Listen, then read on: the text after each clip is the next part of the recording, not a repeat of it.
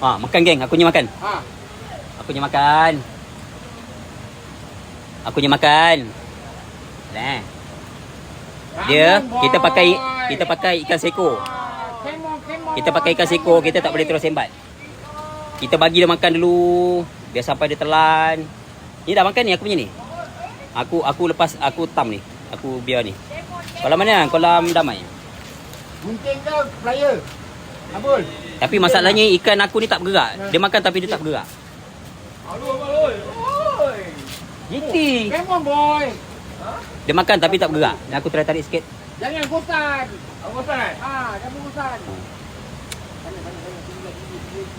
Ikan apa tu Wak? Kita sini kita cari ikan kerapu. Kerapu Kerapu. Kalau belah-belah utara, belah-belah atas panggil naga. Kita tak panggil naga, kita panggil tun sini. Damai damai. Abang Ujang mana Abang Ujang? Oh. Aku ni tengah makan ni tapi ikannya tak bergerak. Ikannya tak bergerak. Aku ni tengah makan ni tapi Caca tu. Okey. Sekejap Aku sut sekejap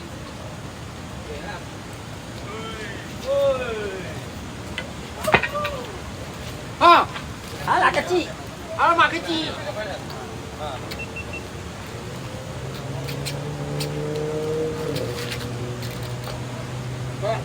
Kumpul Boleh tahan Besar juga geng.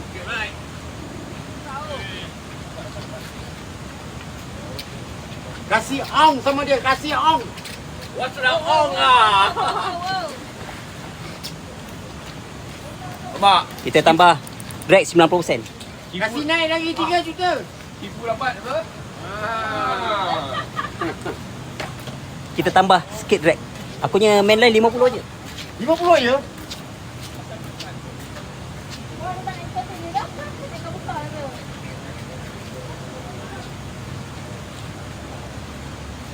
Alamak kecil lah geng. Oi. Tak besar. Kecil. Ni. Nombor 3. Ini besar itu tadinya. Itu budaknya kecil. Ini besar. Tak besar geng Besar sikit daripada kaki je. Ini kecil. Kita cari lain. Kecil. Yang tadi abang aku punya tu nombor 3 terbesar. Dah lagi dua ekor yang besar. Dia ikan dia cantik sikit.